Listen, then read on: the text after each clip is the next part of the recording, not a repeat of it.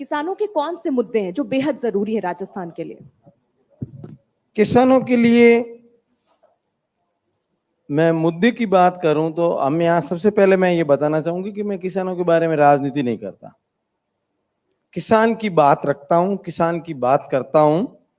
तो मुद्दे की बात करें तो सबसे पहले किसानों को सिंचाई की बात करते हैं। सिंचाई किसान को सुचारू रूप से मिलनी चाहिए। उसके बाद में यदि बात करते हैं तो किसानों की फसल खरीद की जो व्यवस्था है उसको सुदृढ़ करना चाहिए क्षेत्र में, ताकि किसानों को उसका फायदा मिले। तीसरी बात यदि मैं किसानों के बारे में करूंगा तो वो फसल बीमे की बात करूंगा कि किसानों का फसल बीमा इतना अच्छा होना चाहिए, उसके अंदर जो कमियां हैं वो हटा करके उसको एकदम सक्षम करना चाहिए, वो होना चाहिए। बाकी तो खूब सारे किसानों के मुद्दे हैं, एमएसपी है, इन सभी मुद्दों पर बात करना चाहेंगे। ठीक है, लेकिन आपने सबसे पहले जिसका जिक्र किया, आपने सिंचाई के लिए पानी, इसकी सबसे ज्यादा जरूरत रहती है। ईआरसीपी, इसको लेकर प्रधानमंत्री अजमेर में पहुंचे थे 2019 में। उन्होंने कहा था कि हमारी केंद्र में सरकार बनी तो हम इस दिशा में सोचेंगे। हमारे जल शक्ति मंत्री यहाँ से आते हैं, बावजूद इसके अभी तक राजस्थान को ये नहीं मिल पाया। इसमें कहाँ कमी देखते हैं आप?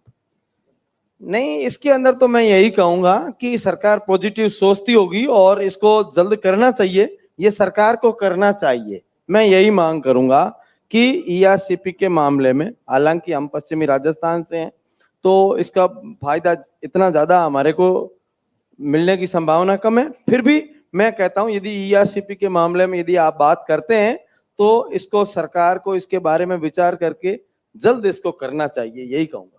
अच्छा, क्या किसानों के मामले में भी पूर्वी, पश्चिमी, उत्तरी, दक्षिणी में बांटना चाहिए या सारे किसानों की एक मंच पर बात होनी चाहिए? नहीं, सारे किसान एक मंच पर हैं और एक मंच पर उनकी बात होनी चाहिए। सर, आपको क्या लगता है कि किसानों के लिए क्या ऐसी योजनाएं हैं जो लानी चाहिए राजस्थान के लिए? क्या जरूरी है, बेहद जरूरी? देखिए, रामनारायण जी ने किसानों की जो समस्याएं थी मूल रूप से आपको बताई दी है। और क्योंकि हम राजस्थान से आते हैं तो हमारी सबसे बड़ी समस्या है यहाँ पानी की, राजस्थान के अंदर। और जिस समय यहाँ नहर से नदियों से जोड़ के और राजस्थान के अंदर पानी आ जाएगा तो किसानों की आधी समस्याएं अपने आप खत्म हो जाएगी। इसीलिए जो आपने क्वेश्चन किया था अभी ईआरसीपी का, तो ये एक महत्वपूर्ण योजना है। और पिछली सरकार, जिस समय वसुंधरा जी मुख्यमंत्री थी, उन्होंने भी इस योजना को बनाया। पीछे वाली सरकार ने इसको रेगुलाइज करने के लिए बार बार किया। उसके बाद में केंद्र सरकार, पिछले जब चुनाव थे उस समय भी प्रधानमंत्री मोदी जी ने अपने भाषण में भी कहा था। लेकिन उसके बावजूद भी और हम ये मांग इसीलिए करते हैं कि अपने राजस्थान से पहली बार ऐसा मौका है कि भाई अपने जल शक्ति मंत्री गजेंद्र सिंह शेखावत राजस्थान से, वो भी जोधपुर से चुन के जाते हैं। और उसके बावजूद भी जो राजस्थान का किसान है, आज 4 साल हो गए इनको मंत्री बने हुए, अलग मंत्रालय भी बना दिया और इनके मंत्रालय को फुल छूट दे रखी है कि भाई आप जो भी किसानों के मुद्दे हैं, नदी से नदी को जोड़ना है, राज्य से राज्य की बात आप अपने स्तर पे कर सकते हैं, किसी से परमिशन लेने की, बाहर जाने की जरूरत नहीं है। तो मैं समझता हूं कि इस बार बहुत बड़ा काम हो सकता था राजस्थान के लिए, लेकिन इस बार हुआ नहीं है। ठीक है, हो सकता था बट हुआ नहीं। क्यों नहीं हुआ, ये एज अ किसान नेता, एक किसान नेता के तौर पर आप क्या समझते हैं, क्या मजबूरियां हो सकती हैं केंद्र की? देखिए, मजबूरियां, जब कोई इंसान काम करना सोच ले तो मजबूरियां कुछ नहीं होती है। यानी उनकी सोच ही नहीं है, सोच नहीं है, इनका ईगो है। पता नहीं, मैं तो इस ईआरसीपी योजना को अटकाने का पूरा जो मामला है, ये गजेंद्र सिंह जी शेखावत अगर इसके अंदर रुचि लेके करते तो बिल्कुल ये परियोजना राजस्थान को मिलती और इसमें लगभग काम पूरा हो जाता। क्योंकि राजस्थान की सरकार, पहले इन्होंने कहा था कि भाई राजस्थान की सरकार पैसा नहीं दे रही है, हम तो इतना दे रहे हैं। जबकि राजस्थान की सरकार ने इनको बार बार कहा था कि भाई आप इसको राष्ट्रीय परियोजना घोषित करो, और जो पैसा, उसके बावजूद भी नहीं किया। तो इन्होंने 9,600 करोड़ रुपए योजना के खाते में डाल दिए और कहा काम शुरू करो। तो उसके बाद में इनके काम करने की मंशा नहीं है। गजेंद्र सिंह जी शेखावत साहब की बिल्कुल भी मंशा नहीं है कि मैं इस योजना को लागू इस राजस्थान में लागू करूं। तो उन्होंने अब बहानेबाजी कर दी कि ये तो दूसरे राज्य में पड़ता है, मध्य प्रदेश से पानी आता है। अरे मध्य प्रदेश में पानी आता है तो आप केंद्र मिनिस्टर हैं, मध्य प्रदेश में भाजपा की सरकार है, आप हमारे राजस्थान के लाडले जल शक्ति मंत्री हैं, जल शक्ति, इनके आगे ही जल लग गया तो फिर भी राजस्थान सूखा है। किसानों को बहुत इस बात की नाराजगी। राम नारायण जी, आपको भी लगता है कि सोच ही नहीं डेवलप हो पाई, सरकार चाह ही नहीं रही है केंद्र की? क्यों नहीं सोच में, ऐसा नहीं है। ये ऐसा इल्जाम लगाना एकदम आसानी है किसी बात को लेकर के, बाकी किसी काम को करने के अंदर उसके समय और काफी कुछ तैयारियां। 4 साल तो लग गए, कितना और समय?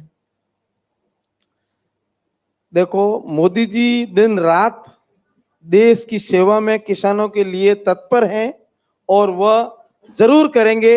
आज का जो वातावरण है उसके अंदर देश का किसान जवान सबसे ज्यादा अधिक नरेंद्र मोदी जी से रखता है और हमें पूर्ण विश्वास है कि देखिए, उम्मीद रखता है इसीलिए उन्होंने लाडला बोला गजेंद्र सिंह शेखावत को, लेकिन बावजूद इसके अगर अभी 4 साल में ये नहीं हुआ और सिर्फ ये कहा जाए कि हम हितैषी हैं, केवल अगर बोल देने से कोई हितैषी बन जाता तो ऐसे तो मुझे लगता है दुनिया में हर इंसान एक दूसरे का हितैषी ही है।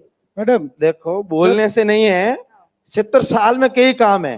गजेंद्र सिंह जी शेखावत अभी आए, इनसे पहले भी कोई होगा, क्यों नहीं हुआ? 70 साल में नहीं हुआ, इल्जाम लगाना 4 साल में क्यों नहीं हुआ?